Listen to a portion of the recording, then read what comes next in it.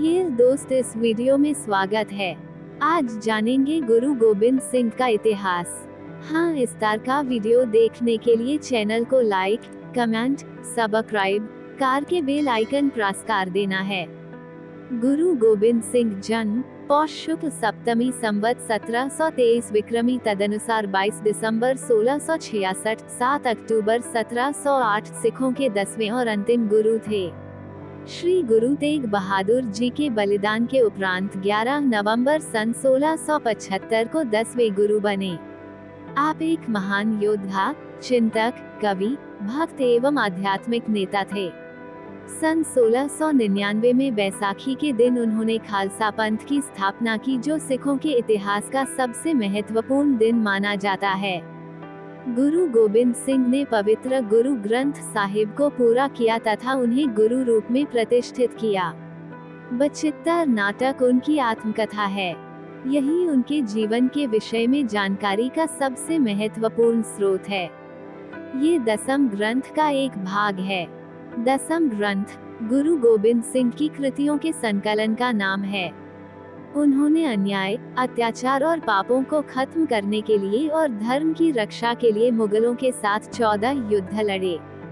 धर्म की रक्षा के लिए समस्त परिवार का बलिदान किया, जिसके लिए उन्हें सरबंसदानी भी कहा जाता है।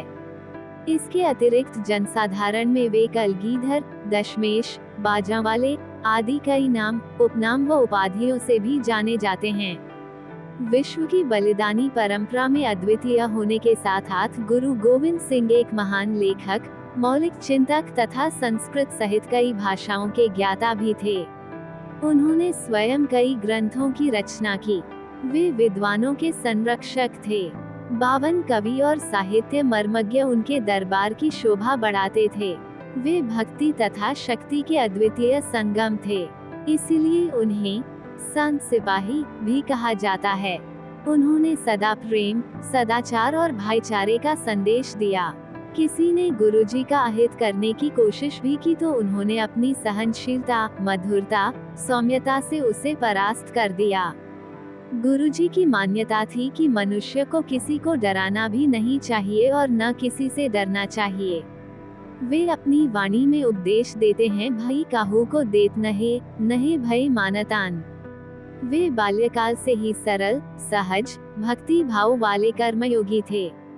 उनकी वाणी में मधुरता, सादगी, सौजन्यता एवं वैराग्य की भावना कूट कूट कर भरी थी।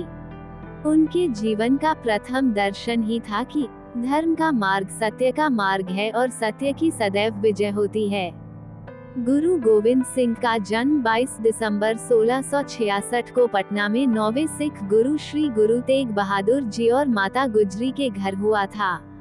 उनके जन्म के समय पिता श्री गुरु तेग बहादुर जी असम में धर्म उपदेश के लिए गए थे। उनके बचपन का नाम गोविंद राय था। पटना में जिस घर में उनका जन्म हुआ था और जिसमें उन्होंने अपने प्रथम 4 वर्ष बिताए, वहीं पर अब तखत श्री हरिमंदिर जी पटना साहिब स्थित है। 1670 में उनका परिवार फिर पंजाब आ गया।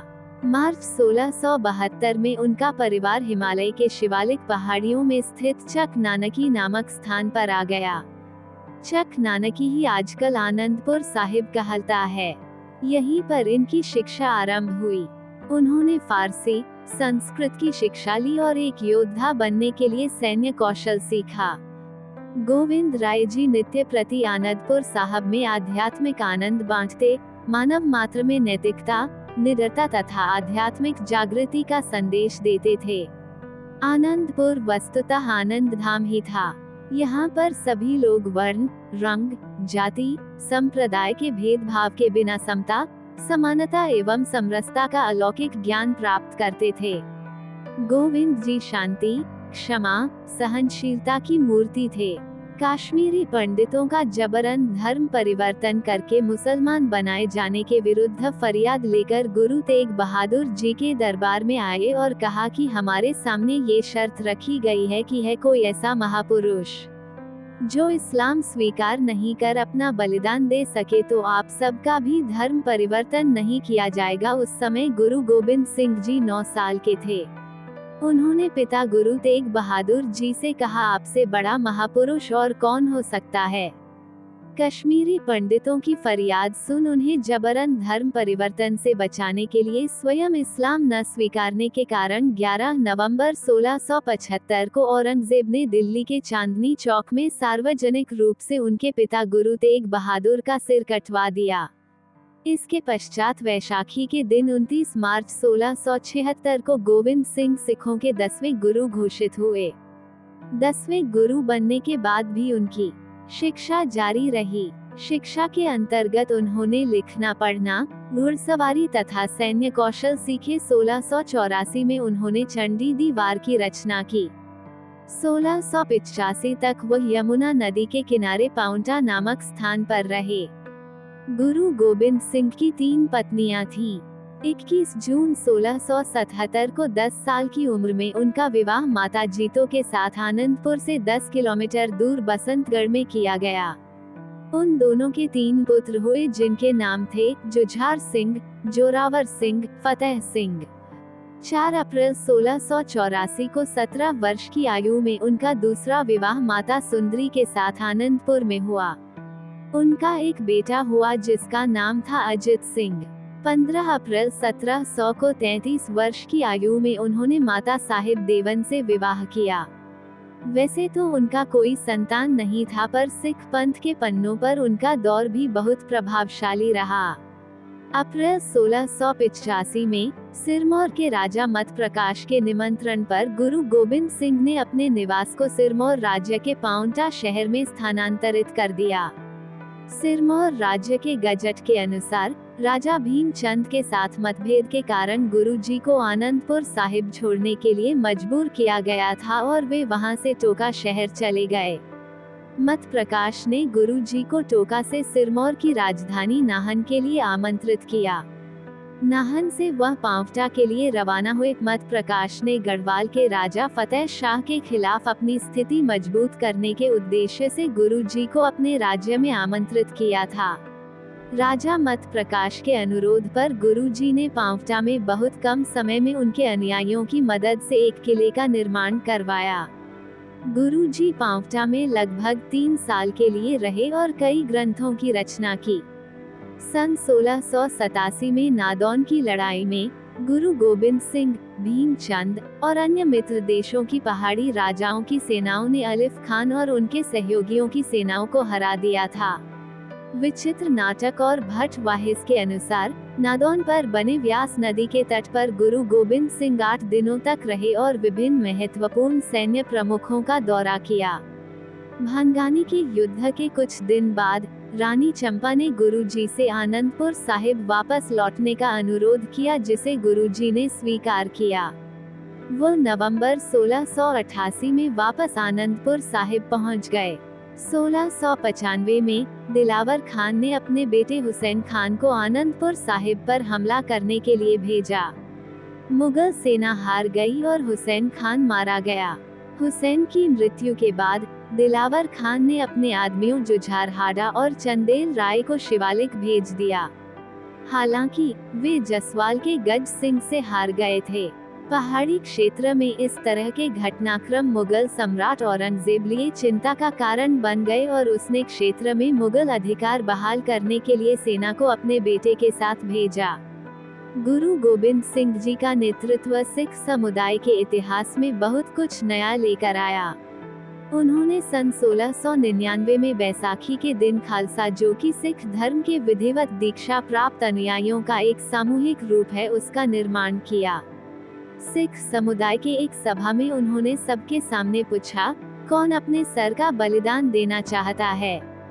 उसी समय एक स्वयंसेवक इस बात के लिए राजी हो गया और गुरु गोबिंद सिंह उसे तंबू में ले गए और कुछ देर बाद वापस लौटे एक खून लगे हुए तलवार के साथ।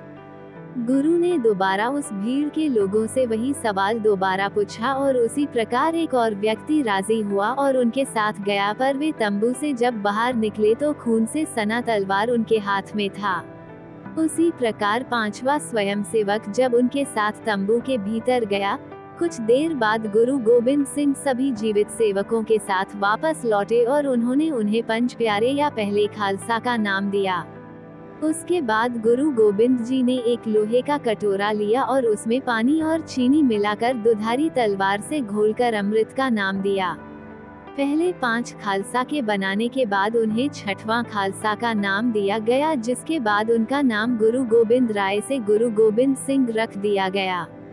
उन्होंने 5 ककारों का महत्व खालसा के लिए समझाया और कहा केश, कंघा, कड़ा, किरपान, कचेरा। इधर 27 दिसंबर सन 1704 को दोनों छोटे साहिबजादे और जोरावर सिंह व फतेह सिंह जी को दीवारों में चुनवा दिया गया। जब ये हाल गुरुजी को पता चला तो उन्होंने औरंगजेब को एक जफरनामा लिखा, जिसमें उन्होंने औरंगजेब को चेतावनी दी कि तेरा साम्राज्य नष्ट करने के लिए खालसा पंथ तैयार हो गया है। 8 मई सन 1705 में मुक्तसर नामक स्थान पर मुगलों से भयानक युद्ध हुआ, जिसमें गुरुजी की जीत हुई। अक्टूबर सन 1706 में गुरुजी दक्षिण में गए, जहां पर आपको औरंगजेब की मृत्यु का पता लगा। औरंगजेब ने मरते समय एक शिकायत पत्र लिखा था।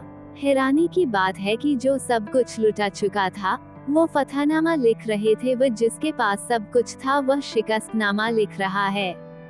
इसका कारण था सच्चाई। गुरुजी ने युद्ध सदैव अत्याचार के विरुद्ध किए थे, न कि अपने निजी लाभ के लिए। औरंगजेब की मृत्यु के बाद गुरुजी ने बहादुर शाह को बादशाह बनाने में मदद की। गुरुजी व बहादुर शाह के संबंध अत्यंत मधुर थे। इन संबंधों को देखकर सरहद का नवाब वजीद खां घबरा गया, अतः उसने 2 पठान गुरुजी के पीछे लगा दिए। इन पठानों ने गुरुजी पर धोखे से घातक वार किया, जिससे 7 अक्टूबर 1708 में गुरुजी नांदेड़ साहिब में दिव्य ज्योति में लीन हो गए। अंत समय आपने सिखों को गुरु ग्रंथ साहिब को अपना गुरु मानने को कहा व खुद भी माथा टेका। गुरुजी के बाद माधोदास ने, जिसे गुरुजी ने सिख बनाया, बंदा सिंह बहादुर नाम दिया था, सरहद पर आक्रमण किया और अत्याचारियों की ईंट से ईंट बजा दी। गुरु गोविंद जी के बारे में लाला दौलत राय, जो कि कट्टर आर्य समाजी थे, लिखते हैं, मैं चाहता तो स्वामी विवेकानंद, स्वामी दयानंद, परमहंस आदि के बारे में काफी कुछ लिख सकता था, परंतु मैं उनके बारे में नहीं लिख सकता जो कि पूर्ण पुरुष नहीं हैं। मुझे पूर्ण पुरुष के सभी गुण गुरु गोविंद सिंह में मिलते हैं। अतः लाला दौलत राय ने गुरु गोविंद सिंह जी के बारे में पूर्ण पुरुष नामक एक अच्छी पुस्तक लिखी है। इसी प्रकार मोहम्मद अब्दुल लतीफ भी लिखता है कि जब मैं गुरु गोविंद सिंह जी के व्यक्तित्व के बारे में सोचता हूँ तो मुझे समझ में नहीं आता कि उनके किस पहलू का वर्णन करूँ। वे कभी मुझे महाधिराज नजर आते हैं, कभी महादानी, कभी फकीर नजर आते हैं, कभी वे गुरु नजर आते हैं। गुरुजी सिखों के 10वें गुरु होने का साथ साथ एक महान योद्धा, कवि, भक्त एवं आध्यात्मिक नेता, मौलिक चिंतक व संस्कृत, ब्रज भाषा, फारसी सहित कई भाषाओं के ज्ञाता भी थे। वे बाल्यकाल से ही सरल, सहज, भक्ति भाव वाले कर्मयोगी थे। गुरु गोबिंद सिंह जी ने अपने जीवन काल में अनेक रचनाएं की, जिनकी छोटी छोटी पोथियां बना दी।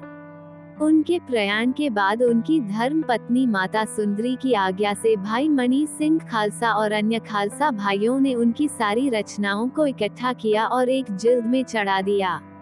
इनमें से कुछ ये हैं: जाप साहिब, जापू साहिब या जाप साहिब, दशम ग्रंथ की प्रथम वाणी है। ये सिखों का प्रातः की प्रार्थना है। इसका संग्रह भाई मणि सिंह ने 1734 के आसपास किया था। एक निरंकार के गुणवाचक नामों का संकलन, अकाल स्तुति, ईश्वर की सर्वव्यापकता का चित्रण करती कृति जिसमें प्रभु की तीनों भूमिकाओं का उल्लेख है। बचित्तर नाटक, बचित्र नाटक या विचित्र नाटक गुरु गोबिंद सिंह द्वारा रचित दशम ग्रंथ का एक भाग है। वास्तव में इसमें कोई नाटक का वर्णन नहीं है, बल्कि गुरुजी ने इसमें उस समय की परिस्थितियों तथा इतिहास की एक झलक दी है और दिखाया है कि उस समय हिंदू समाज पर मंडरा रहे संकटों से मुक्ति पाने के लिए कितने अधिक साहस और शक्ति की जरूरत थी। चंडी चरित्र, चंडी चरित्र सिखों के 10वें गुरु गोबिंद सिंह जी द्वारा रचित देवी चंडिका की एक स्तुति है। गुरु गोबिंद सिंह एक महान योद्धा एवं भक्त थे। वे देवी के शक्ति रूप के उपासक थे। ये स्तुति दशम ग्रंथ के उक्ति विलास नामक भाग का एक हिस्सा है। गुरुबाणी में हिंदू देवी देवताओं का अन्य जगह भी वर्णन आता है। चंडी के अतिरिक्त शिवा शब्द की व्याख्या ईश्वर के रूप में भी की जाती है। महाकोश नामक किताब में शिवा की व्याख्या परब्रह्म की शक्ति के रूप में की गई है। देवी के रूप का व्याख्यान गुरु गोबिंद सिंह जी यूं करते हैं। पवित्री पुनीता पुराणी परेयम प्रभि पुरनी पारब्रह्मी अजेयम अरूप अनूप नामा अठामा अभीतम अजितम महाधरम धामा। चंडी दीवार एक वार है जो दशम ग्रंथ के पंचम अध्याय में है। इसे वार श्री भगवती जी भी कहते हैं। ज्ञान परबोध, राजधर्म, दंड धर्म, भोग धर्म और मोक्ष धर्म को 4 प्रमुख कर्तव्यों के तौर पर इंगित करती विशिष्ट कृति।